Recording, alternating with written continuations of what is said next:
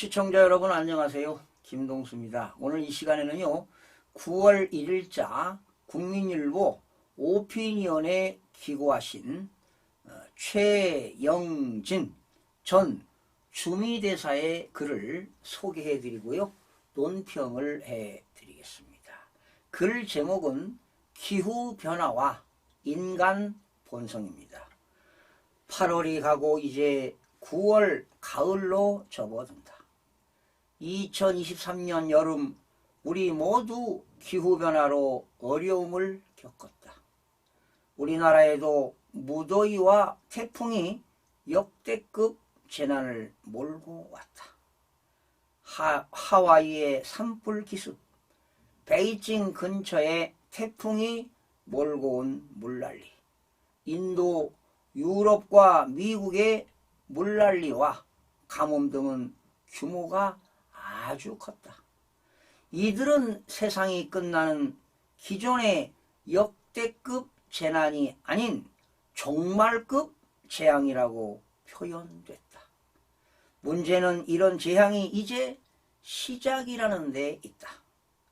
한미일 3국 정상도 8.19 캠프 데이비드 선언에서 기후변화와 전 지구적 이슈와 불안전 요인에 대해 협력하기로 했다.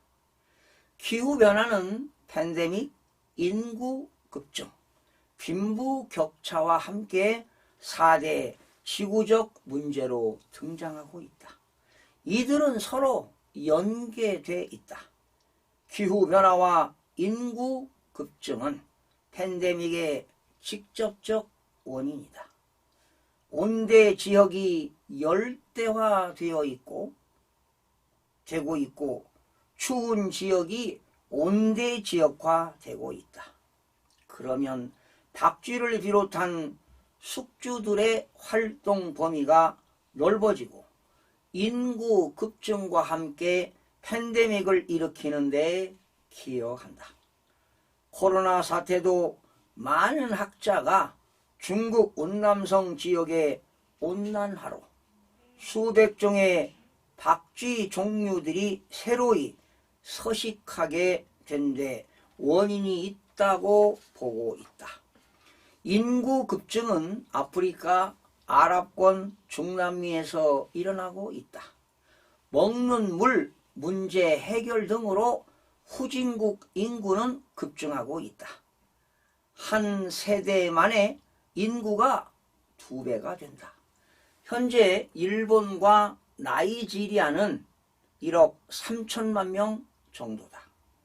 2050년이 되면 일본의 인구는 1억 명으로 줄어들지만 나이지리아는 3억 명의 인구를 예상한다.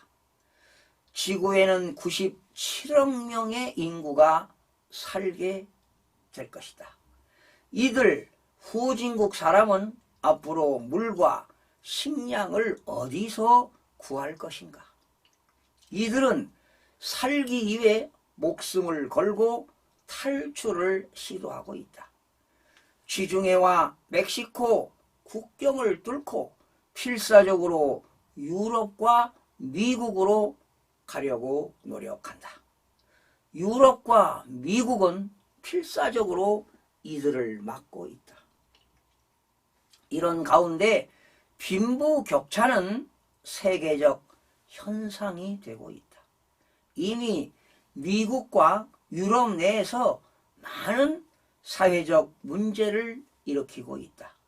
인류 일부 경고에 의하면 2050년쯤 되면 빈부 격차로 미국과 영국 등은 자유민주주의 제도를 포기해야 할 정도에 이를 것으로 보고 있다.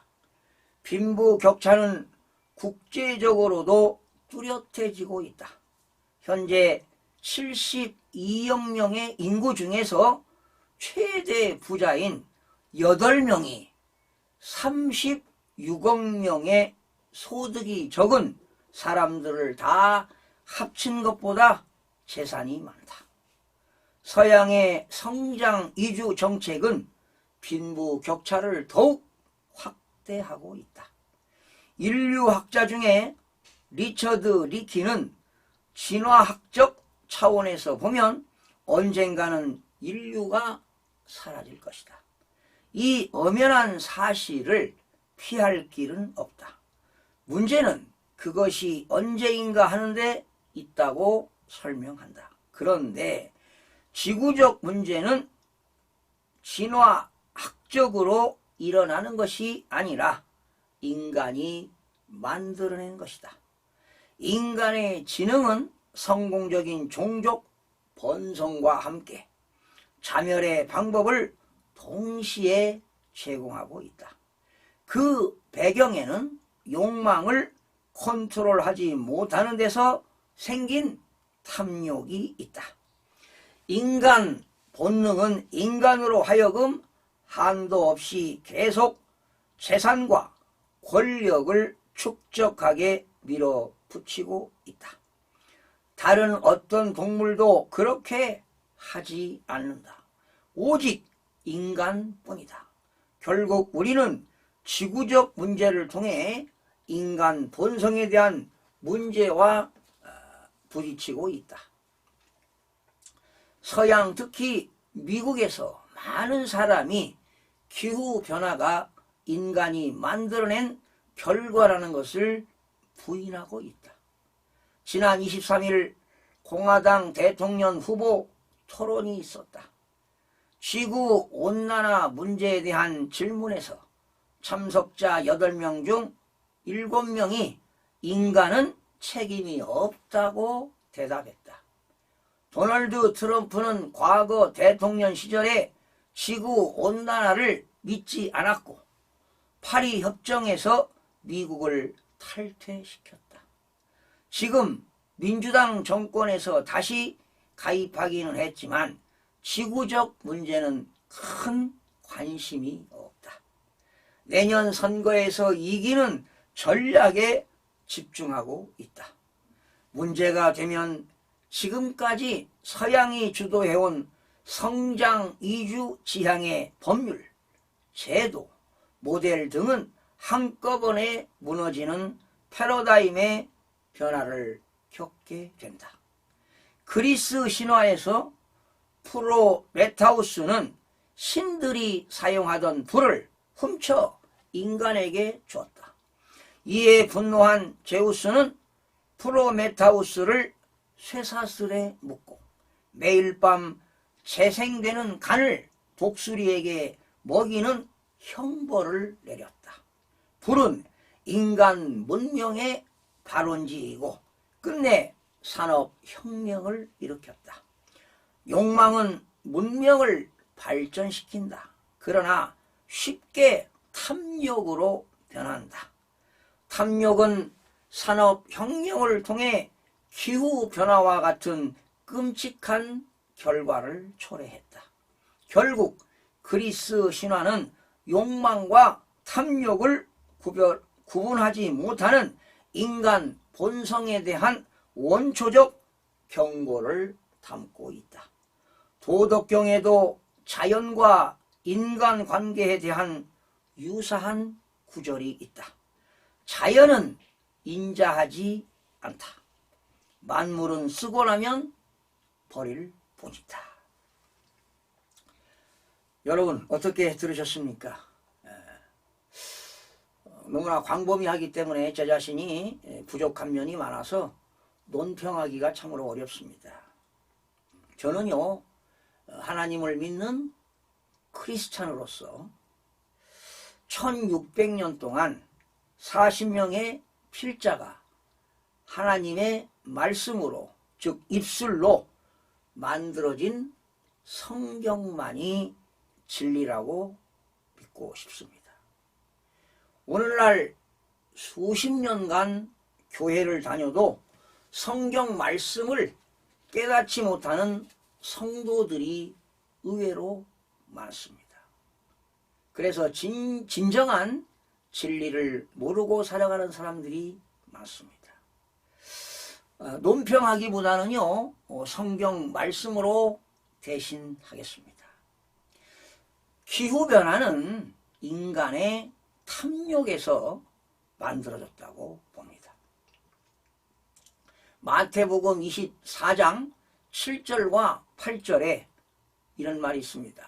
민족이 민족을, 나라가 나라를 대적하여 일어났겠고 처처에 기근과 지진이 있으리니 이 모든 것이 재난의 시작이니라. 이런 말입니다. 잠언서 몇 개 살펴보겠습니다. 28장 27절입니다. 가난한 사람을 도와주는 사람은 모자라는 것이 없지만 그를 못 본 채 하는 사람은 많은 저주를 받는다. 29장 23절입니다. 사람이 오만하면 낮아질 것이고 마음이 겸손하면 영예를 얻을 것이다. 전도서 5장 10절입니다.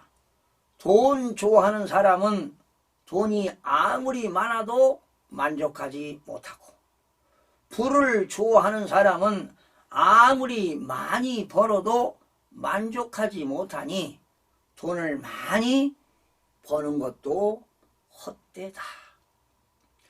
전도서 7장 7절 말씀입니다. 제가 가장 좋아하는 말입니다. 탐욕은 지혜로운 사람을 어리석게 만들고 뇌물은 지혜로운 사람의 마음을 병들게 한다.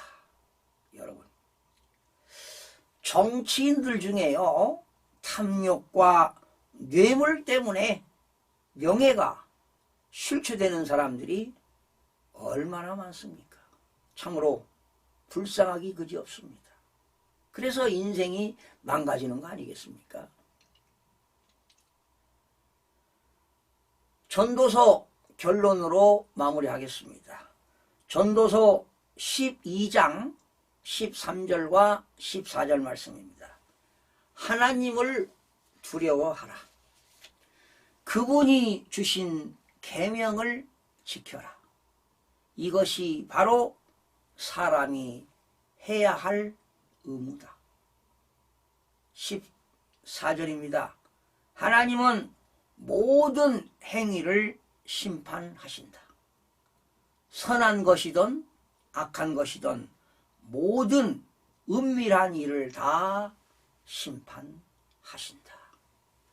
시청해 주신 여러분 고맙습니다. 오늘 또 행복한 하루 되시길 바라면서 마치겠습니다. 고맙습니다.